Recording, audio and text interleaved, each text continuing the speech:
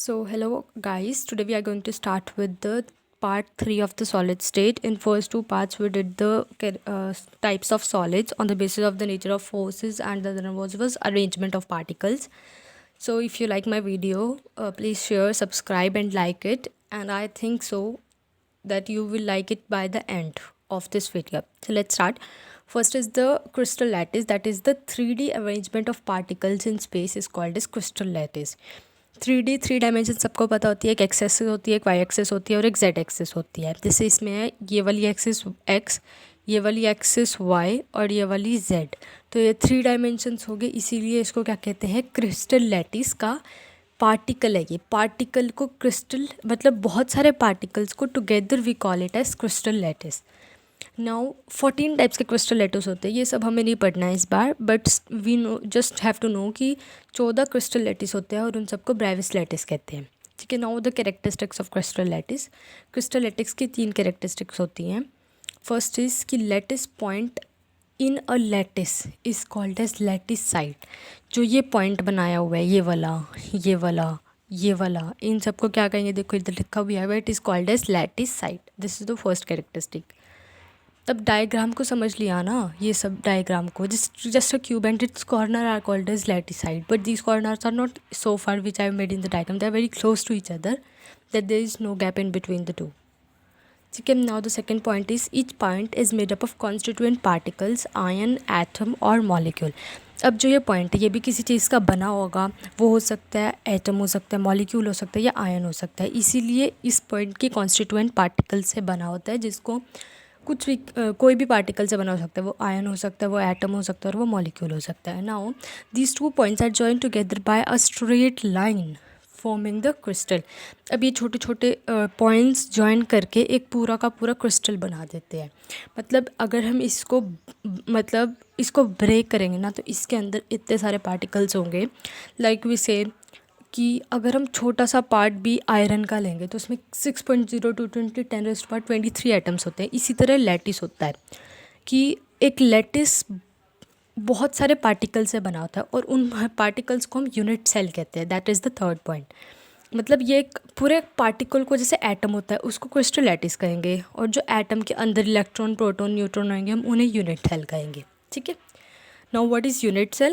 Unit cell is the smallest repeating pattern which when repeated in 3D forms the crystal lattice. मतलब जो सबसे smallest repeating pattern, जैसे polymer, monomer ये सब होती है ना, ऐसे ही जैसे इलेक्ट्रॉन बहुत सारे ज्वाइन करके एक पर्टिकुलर एटम बनाता है, ऐसे ही स्मॉलेस्ट रिपीटिंग पैटर्न मतलब जो यूनिट सेल होता है वो बहुत ज़्यादा बार रिपीट होने वाली चीज़ होती है.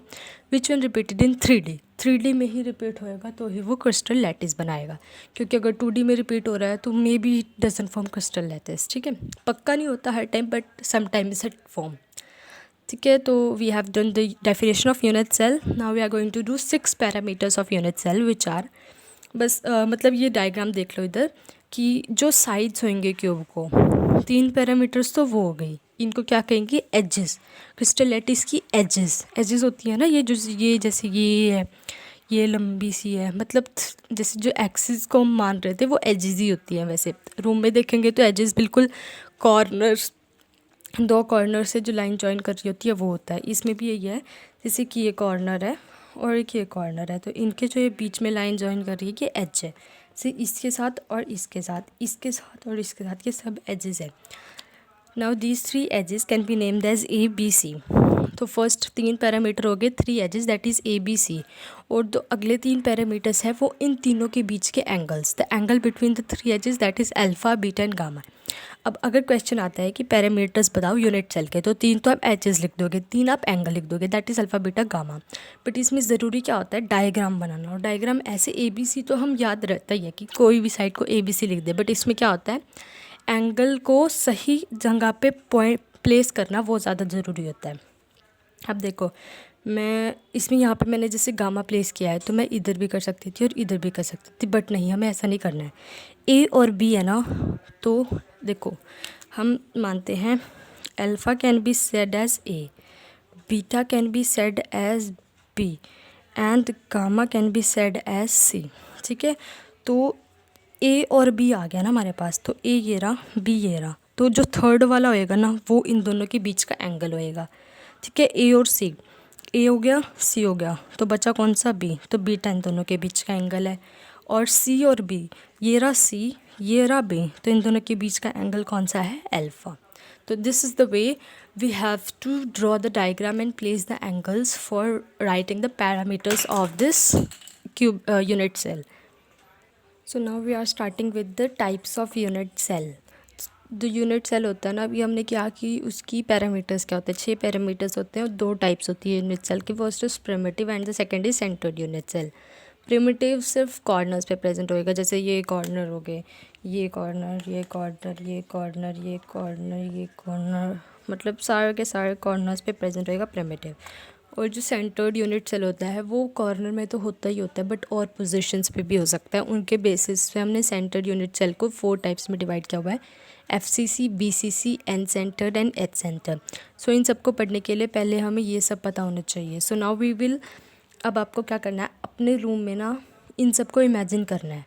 तो फेसेस कितने होते हैं आपके रूम में, मतलब अगर आप जहाँ पे बैठे हो वहाँ पे पढ़ रहे हो तो आप उसकी देखो कितनी फेसेस, मतलब दीवारें कितनी होती हैं।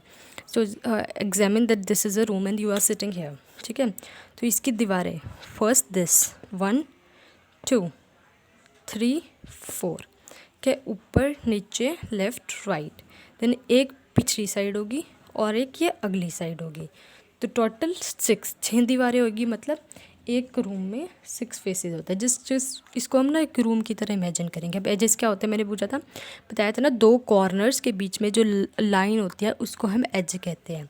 तो अब एजेस काउंट करते हैं, एक रूम में कितने होते हैं, 1 2 3 4, नीचे देखते हैं 5 6 7 8 हो गई। अब साइड वाली भी तो रहेगी, यहाँ पे भी तो 9, ये 10, ये वाली 11 और ये वाली 12, तो टोटल 12 एजेस होते हैं। ये जो जैसे 2 कॉर्नर्स है ना, इनके बीच की ये लाइन होती है ना, इसे एज कहते हैं। तो हमने 4 ऊपर थी हमारे पास छत पे, 4 नीचे थी बेस पे, और ये 4 दीवारों के जो बीच के कॉर्नर्स हैं उनको मानते, तो ये 12 एजेस हो गए।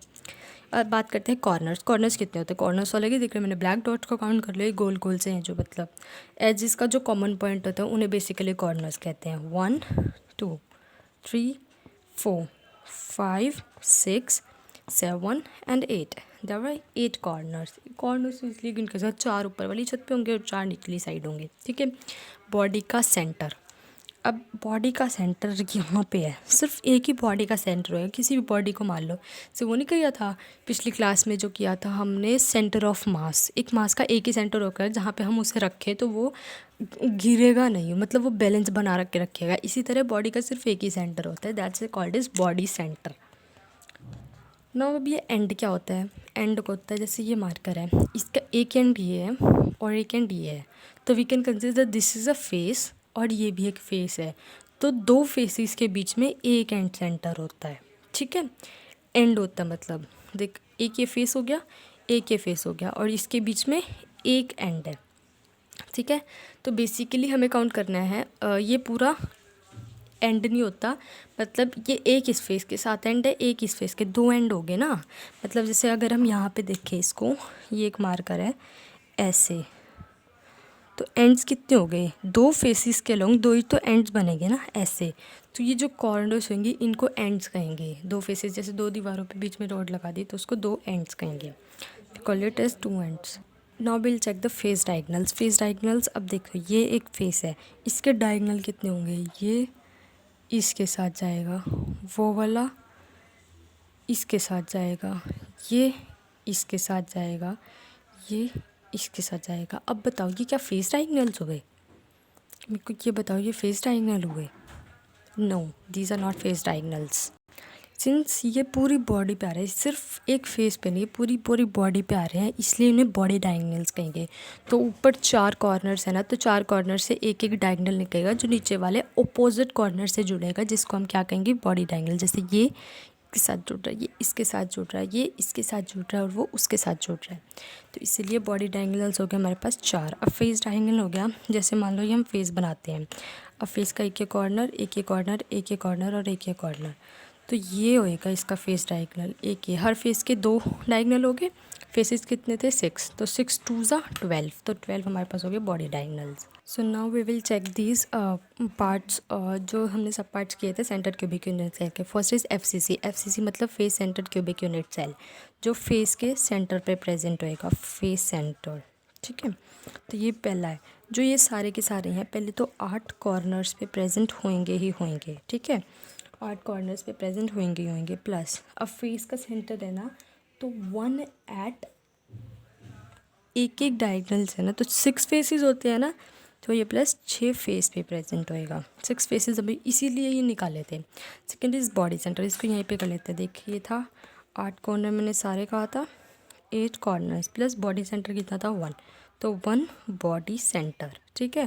अब एंड सेंटर देखते हैं। 8 कॉर्नर्स तो पक्के हैं, बट एंड सेंटर्ड कितने थे, 2 एंड्स थे ना। जैसे ये एक फेस है, इसका एक ही एंड हो गया, एक ही एंड हो गया, बस 2 ही एंड हुए ना, इसलिए plus 2 end centre.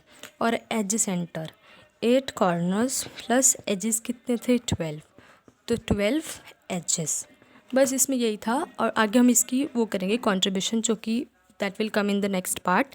So thank you for watching this video, and if you like it, please share, subscribe and like my channel, and please press the bell icon to get my notifications for the second video. Thank you.